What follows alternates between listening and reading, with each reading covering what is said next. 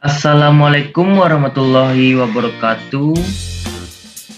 Selamat pagi, selamat siang, dan selamat malam. Kami dari kelompok 6, mata kuliah akuntansi keberlanjutan, akan mempresentasikan materi kami yang berjudul Sustainability Reporting Principle. Sebelumnya, kami akan memperkenalkan diri kami. Yang pertama, Fajrul Falak, BP 18110086, dan saya sendiri, Perolantino 18110095. Baiklah, kami akan memulai pembahasan materi kami yang akan dibacakan oleh teman saya, yaitu Fajrul Falak. Baiklah, saya Fajrul Falak, BP 18110086 akan membahas materi kami. Yang pertama, latar belakang. Standar Global Reporting Initiative atau yang sering disebut dengan GRI menciptakan satu bahasa yang sama untuk organisasi dan para pemangku kepentingan, sehingga dampak ekonomi, lingkungan, dan sosial dari organisasi-organisasi itu dapat dikomunikasikan dan dipahami. Standar ini dirancang untuk meningkatkan komparabilitas atau keterbandingan global dan kualitas informasi tentang dampak ini, sehingga memungkinkan transparansi dan akuntabilitas organisasi yang lebih besar. Laporan keberlanjutan yang berdasarkan pada standar Global Reporting Initiative harus memberikan presentasi yang seimbang dan wajar dari kontribusi positif dan negatif organisasi terhadap tujuan pembangunan berkelanjutan. Informasi yang tersedia melalui laporan keberlanjutan memungkinkan para pemangku kepentingan internal dan eksternal untuk membentuk opini dan untuk membuat keputusan tentang kontribusi organisasi pada tujuan pembangunan keberlanjutan. Selanjutnya, prinsip laporan untuk menentukan isi laporan. Di sini ada inklusivitas pemangku kepentingan, di mana organisasi pelapor harus mengidentifikasikan para pemangku kepentingannya dan menjelaskan bagaimana organisasi pelapor itu telah menanggapi harapan dan kepentingan yang masuk akal dari para pemangku kepentingan. Selanjutnya, konteks keberlanjutan, di mana konteks bertujuan untuk menyajikan kinerja organisasi dalam kaitannya dalam konsep keberlanjutan yang lebih luas.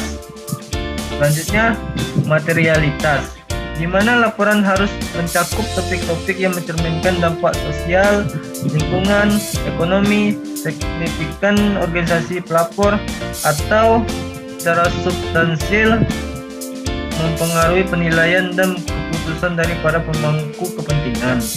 Selanjutnya, kelengkapan, di mana laporan harus menyertakan cakupan topik material dan batasannya yang cukup untuk mencerminkan dampak ekonomi, lingkungan, dan sosial yang signifikan, dan untuk memungkinkan para pemangku kepentingan untuk menilai kinerja organisasi lapor dalam periode pelaporan. Selanjutnya, mengetahui prinsip-prinsip untuk menentukan kualitas laporan. Di sini ada akurasi, di mana akurasi ini informasi yang dilaporkan harus cukup akurat dan terperinci bagi para pemangku kepentingan untuk menilai kinerja organisasi pelapor. Prinsip ini dirancang untuk mencerminkan fakta bahwa informasi dapat disampaikan dalam berbagai cara, mulai dari tanggapan kuantitatif sampai pengukuran kuantitatif terperinci. Karakteristik yang menentukan akurasi bervariasi tergantung pada sifat dari informasi dan siapa yang menggunakannya. Selanjutnya, keseimbangan, di mana informasi yang dilaporkan harus mencerminkan aspek positif dan negatif dari kinerja organisasi pelapor untuk memungkinkan penilaian beralasan atas kinerja secara keseluruhan. Penyajian keseluruhan isi laporan diharapkan untuk memberikan gambaran objektif tentang kinerja organisasi. Laporan diharapkan untuk menghindari pemilihan, penghapusan, atau penyajian format yang mungkin mempengaruhi secara tidak langsung atau tidak benar keputusan atau penilaian oleh pembaca laporan. Selanjutnya kejelasan. Kejelasan di mana organisasi pelapor harus membuat informasi yang tersedia dengan cara yang dapat dimengerti dan dapat diakses oleh para pemangku kepentingan yang menggunakan informasi tersebut.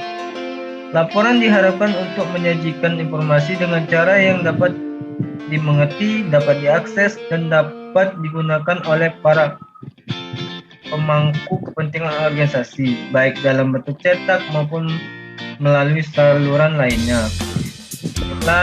Selanjutnya, materi akan dibahas oleh rekan saya, Perolantino. Baiklah, saya Perolantino akan melanjutkan materi yang akan kami bahas. Selanjutnya yaitu mengetahui prinsip-prinsip untuk menentukan kualitas laporan. Selanjutnya ada keterbandingan. Organisasi pelapor harus memilih, menyusun, dan melaporkan informasi secara konsisten.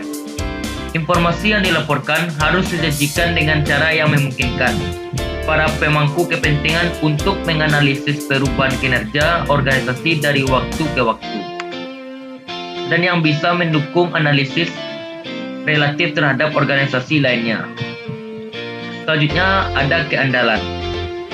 Organisasi pelapor harus mengumpulkan, mencatat, menyusun, menganalisis, dan melaporkan informasi serta proses yang digunakan dalam persiapan laporan dalam bentuk yang dapat diperiksa, serta memiliki kualitas dan materialitas dari informasinya. Penting bagi para pemangku kepentingan yakni bahwa laporannya dapat diperiksa untuk membuktikan keabsahan isinya dan sejauh mana prinsip-prinsip pelaporan telah diterapkan. Selanjutnya ada kecepatan waktu. Organisasi pelapor harus melapor secara rutin sehingga informasi tersedia tepat waktu bagi para pemangku kepentingan untuk membuat keputusan yang terinformasi. Kegunaan informasi erat kaitannya dengan apakah informasi itu tersedia tepat waktu bagi pemangku kepentingan untuk mengintegrasikannya dalam pengambilan keputusan mereka. Selanjutnya ada bagaimana penerapan sustainability reporting di Indonesia.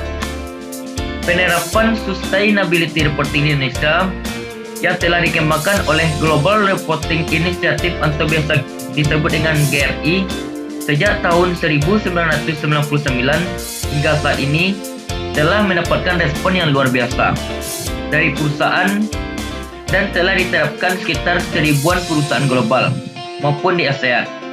Banyak perusahaan yang telah menggunakan sustainability reporting dalam menyajikan laporan kepada pihak berkepentingan. Sustainability reporting berperan dalam peningkatan transparansi aspek sosial dan lingkungan, seperti kesejahteraan karyawan, upaya restorasi, dan pengurangan pemborosan sumber daya. Dampak jangka panjangnya bagi perekonomian Indonesia adalah pertumbuhan pembangunan yang berkelanjutan. Kedepannya, pelaporan sustainability reporting di Indonesia akan mengalami sejumlah tantangan, baik dalam hal perkembangan literatur terkait sustainability konteks, regulasi terkait sanksi yang sepadan dengan dampak material yang ditimbulkan, dan kebutuhan asuransi dari sustainability reporting. Dalam penerapannya, terkadang perusahaan mengalami situasi yang dilema untuk melaporkan sustainability reporting. Hal ini biasanya terjadi ketika perusahaan menghadapi peristiwa yang dapat menimbulkan citra atau reputasi buruk di masyarakat. Demikian presentasi kelompok kami. Jika ada yang salah, mohon dimaafkan. Wabillahi taufiq walhidayah. Assalamualaikum warahmatullahi wabarakatuh.